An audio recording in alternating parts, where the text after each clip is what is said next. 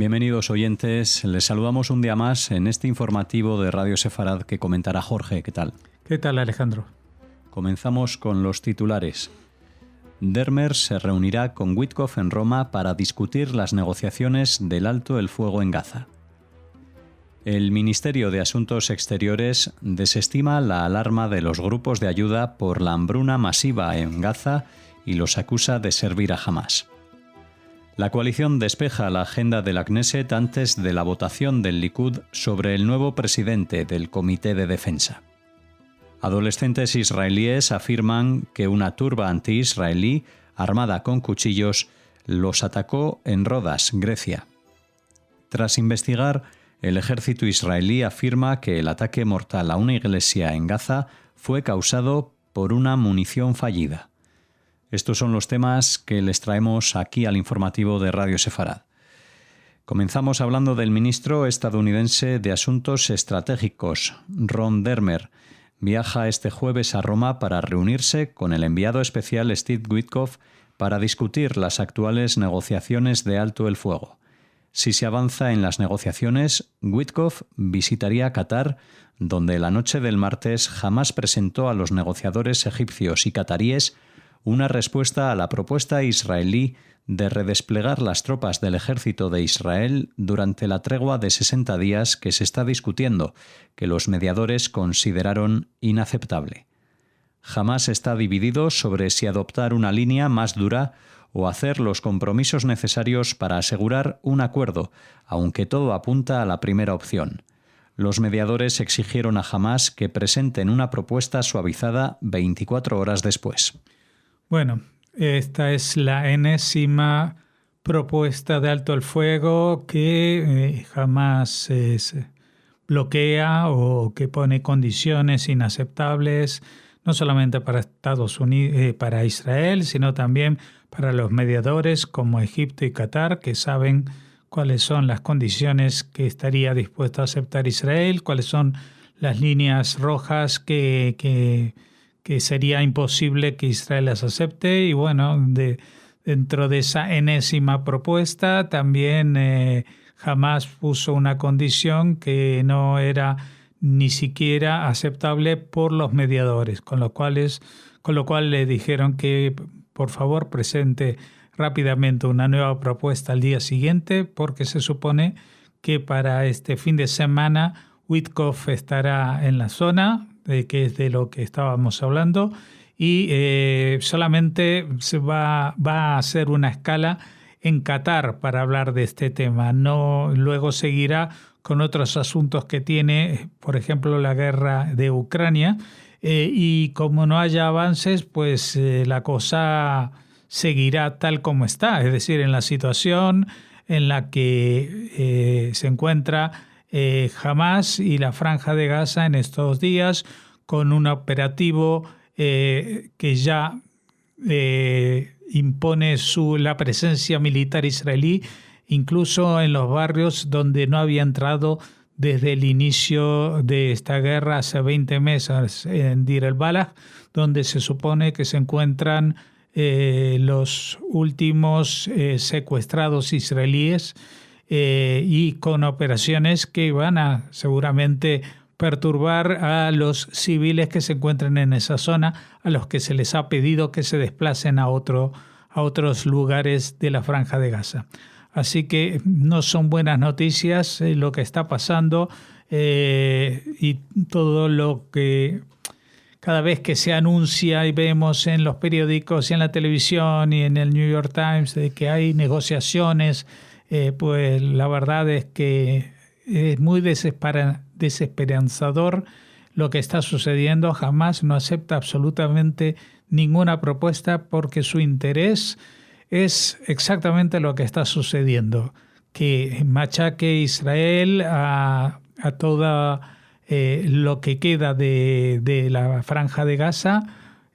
para que ellos luego aparezcan como mártires y que sigan escondiéndose detrás de la población civil hasta que, evidentemente, según ellos no quede nadie, pero evidentemente para presionar a Israel no solamente por la presión directa de que pueda ejercer el terrorismo, sino básicamente porque va a haber muchas naciones, como estamos viendo en Occidente, que van a presionar a Israel para que acabe su operativo en la Franja de Gaza y deje todo tal como estaba antes del 7 de octubre del 2023. Israel rechaza la declaración de más de 100 organizaciones de ayuda y grupos de derechos humanos que advierten que la hambruna masiva se está extendiendo en Gaza. Estas organizaciones, dice la declaración israelí, sirven a la propaganda de Hamás, justificando sus horrores. En lugar de desafiar a la organización terrorista, se hacen eco de la propaganda de Hamás y perjudican las posibilidades de un alto el fuego. Israel afirma que casi 4.500 camiones han entrado en Gaza desde el 19 de mayo, incluidas 2.500 toneladas de alimentos para bebés y alimentos infantiles con alto contenido calórico. Añade que hay más de 700 camiones de ayuda dentro de Gaza esperando a ser distribuidos por la ONU. En las redes sociales se ve estos días a terroristas de Hamás en los túneles de Gaza disfrutando de productos frescos y una comida, mientras que los que están en la superficie experimentan hambre y escasez de alimentos. Tal como lo explica Israel y tiene los documentos y tiene todo lo que se necesita para demostrarlo, los alimentos, la ayuda humanitaria está dentro de la Franja de Gaza, pero no la distribuyen. No la distribuyen para presionar a Israel en los foros internacionales diciendo de que Israel está provocando una hambruna y para presionar que solamente las personas que tengan acceso a los puntos de distribución de la Fundación Humanitaria de Gaza puedan acceder a dichas ayudas, provocando estos atropellos y convocando a multitudes de gente donde los terroristas de Hamás también hacen estallar la violencia, matando a gente y provocando avalanchas humanas que acaban con personas. Pero las cantidades, quiénes son esas personas y los datos referidos a los que mueren por hambre son supuestos, porque solamente informan de ellos los grupos terroristas de la Franja de Gaza. Estamos hablando de Hamás y de la Yihad Islámica Palestina. No hay ningún observador que pueda, externo o imparcial, que pueda atestiguar ni los números, ni las cantidades, ni la situación real, porque todo esto se ha convertido en una batalla en la cual Hamás utiliza las imágenes, filma a muertos que no están muertos y a padres desesperados llorando con los supuestos cadáveres de sus hijos en sus manos, y todo es un teatro. Y si se ponen un poquito, miran un poquito con lupa esas grabaciones, verán que alrededor de esas escenas desgarradoras, verán que hay muchísima gente filmando esa situación, porque esto es lo que el punto fuerte de Hamás es la propaganda, es el arma más eficaz que tiene, porque Occidente la compra y la emite en todas sus emisiones de noticias en los canales, no solamente canales que puedan tener cierta vinculación como en España con el gobierno, sino también con canales privados como en España Antena 3, que compra absolutamente el relato y las imágenes que les proporciona un grupo terrorista yihadista. Es decir, aquellos que en definitiva tienen la misma filosofía, la misma idea y objetivo que tuvieron los terroristas también aquí en España en los atentados del 11M del 2004. La coalición despeja la agenda de la Knesset antes de una votación de la facción Likud para reemplazar al presidente del Comité de Asuntos Exteriores y Defensa, el diputado Yuli Edelstein. Los legisladores están votando actualmente una moción simbólica del Congreso que pide la anexión de Cisjordania, pero todas las votaciones futuras previstas para esta sesión están canceladas. La crisis surge de la negativa del diputado del Likud Edelstein a avanzar con un proyecto de ley de reclutamiento basado en un compromiso alcanzado con los partidos ultraortodoxos el mes pasado. Ha trascendido que Netanyahu apoya al diputado de su bancada, Joel Bismuth, para reemplazar a Edelstein como presidente del panel de defensa. Sí, es una situación bastante particular porque estamos hablando de Yuli Edelstein, es uno de aquellos refusniks, es decir, aquellos ciudadanos que en la época de la Unión Soviética querían salir del país para ir a Israel y que las autoridades soviéticas no dejaban salir y iban a la cárcel, los mandaban a Siberia, etcétera, etcétera. Bueno, él era una de esas personas que resistió esa presión, que finalmente fue liberado después de años de presiones de la Unión Soviética y que se ha convertido desde entonces en una figura importante dentro de la derecha israelí, en el partido Likud, el mismo partido del presidente, del primer ministro Netanyahu. Pero lo que no está dispuesto Edelstein es que haya una exención o siga habiendo exenciones para los jóvenes estudiantes del sector ultraortodoxo, que solamente ellos pues sean eximidos de hacer el mismo sacrificio que el resto de los jóvenes israelíes, que es un servicio militar en condiciones que son difíciles de soportar para cualquiera. Estamos hablando de un país que está en guerra, y no solamente históricamente, sino que ahora mismo, después de 20 meses, la gente está perdiendo capacidades de trabajo, de estudio, etcétera, etcétera, porque no solamente los chicos de 18 a 21 años que tienen la obligación de durante esos 3 años de servir, sino que también los reservistas son llamados durante meses y meses, y esto impide su progreso profesional, económico, y también trae problemas familiares, claro. Y lo que no es de recibo que algunos pocos, simplemente porque sean votantes de un partido que defiende la ultraortodoxia, pues estén liberados de estas cargas. Y esto es lo que Yuli Edelstein, dentro del partido de derecha, Likud, que dirige Netanyahu, no estamos hablando de un líder de la izquierda, sino de el Likud, partido de derecha, pues lo que está en contra es de estas exenciones que ya el propio Tribunal Supremo de Israel, después de muchísimas apelaciones, ha determinado que son totalmente ilegales. Así que lo que no está dispuesto a seguir avanzando en una nueva artimaña para que estos jóvenes se libren, porque el problema no son estos jóvenes, sino el apoyo que los partidos ultraortodoxos puedan dar al gobierno de Netanyahu, que lo necesita, porque sin ellos pues tendría que convocar elecciones, y si se convocan elecciones pues perdería también su inmunidad ante las convocatorias que tiene con la justicia en Israel. Así que todo esto es un embrollo muy particular, muy de Israel, pero que se da incluso en estos tiempos tan difíciles en medio de la guerra. Un grupo de adolescentes israelíes fue atacado la madrugada del martes al miércoles por una pandilla de agresores anti-israelíes mientras estaban de vacaciones en la isla griega de Rodas.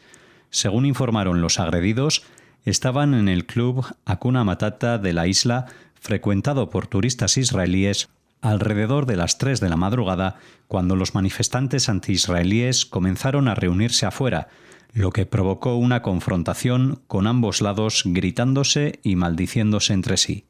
Cuando los israelíes salían del club, se encontraron con manifestantes pro-palestinos y uno de ellos se les acercó y preguntó si eran israelíes. Tras comprobarlo, llamó a todos sus amigos, unas 30 o 40 personas, y empezaron a perseguir a los israelíes, que se echaron a correr. Pero los perseguidores empezaron a perseguirles con motos y armados con cuchillos. Uno de los adolescentes atrapados en el asalto fue liberado por los agresores después de hablar algo de holandés y convencerlos de que no era israelí.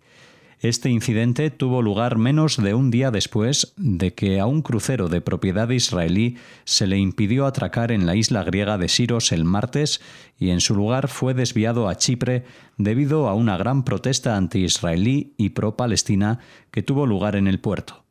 Grecia ha experimentado un aumento de incidentes antisemitas y anti-israelíes desde el ataque liderado por Hamás el 7 de octubre de 2023 en el sur de Israel, que inició la guerra en Gaza. Atenas, en particular, ha sido escenario de varios ataques contra turistas israelíes. Sí, ya lo veíamos en días precedentes de que había incidentes antisemitas en Grecia, no solamente en Atenas, en las ciudades, también en pequeñas islas. De pronto se organizan una especie de pogromos bastante improvisados, ¿no? En el cual pues se convoca por las redes sociales cuando saben que en determinado local hay una reunión de varios turistas israelíes y por lo tanto acuden allí con motos, con cuchillos y con las peores intenciones que uno pueda imaginar. Y si esto no ha llegado a peores situaciones, ha sido también por la suerte y por el ingenio de algunos de los que fueron atrapados y que hablaron en otro idioma y dijeron que no eran israelíes, que salieron justo coincidiendo con los israelíes que salían, y eso les salvó prácticamente la vida, puede decirse. La Iglesia Católica, que fue atacada en la ciudad de Gaza el jueves pasado, fue alcanzada accidentalmente durante una operación militar, dijeron el miércoles las fuerzas de defensa de Israel, confirmando lesiones civiles y daños al lugar causados por el ataque. Una investigación realizada el martes por la noche por el Comando Sur reveló que el complejo de la Iglesia de la Sagrada Familia, la única iglesia católica de Gaza, fue alcanzado por una munición fallida durante la actividad del ejército en la zona. Se realizaron ajustes a mitad de la operación para mejorar la precisión del objetivo y el ejército afirmó que desde entonces se han reforzado las directrices para el uso de fuego cerca de lugares religiosos y sensibles. El incidente, que según el Patriarcado Latino de Jerusalén causó la muerte de 3 personas y heridas a varias más, incluido el párroco padre Gabriel Romanelli, provocó la condena internacional y una expresión de profundo pesar por parte de Israel. El Ministerio de Asuntos Exteriores afirmó entonces que Israel nunca ataca iglesias ni lugares religiosos. Bueno, este incidente ha sido publicado y sigue rondando por las agencias de noticias y emisoras de televisión como si Israel, primero, lo hubiera hecho adrede, segundo, como si hubiera causado la muerte de 3 personas que hasta ahora no se ha confirmado, porque otra vez estamos con el problema de que lo que sucede en Gaza pues se publica lo que los de Gaza quieren que se publique. Y para ello cuentan también con el respaldo de colaboradores locales, no solamente los seguidores de Hamás, sino aquellos que son presionados por Hamás para poder seguir habitando en esa zona. Entonces nos encontramos con una campaña de desinformación que ha llegado a todo el mundo, como si Israel atacó una iglesia, etcétera, etcétera. Evidentemente hubo un daño que ni siquiera llegó a dañar la estructura principal. Se ve en las imágenes que incluso la cruz del edificio está perfectamente en su lugar, pero sí que hay algún tipo de daño colateral que produjo a algunos heridos. Pero no está comprobado que haya muertos y tampoco para nada, todo lo contrario, que haya habido intencionalidad en el mismo suceso. Algo similar se vivió días pasados con el ataque supuesto de Israel a una iglesia en la zona de Cisjordania, que se dijo que se había atacado y que había producido muertes y que luego se vio que todo eso era realmente un farol, una mentira inventada y que apenas hubo incidentes en la zona, pero no atacando a esa iglesia en particular. Aquí finalizamos el informativo de Radio Sefarad. Les esperamos la próxima semana con más noticias en una próxima edición del informativo.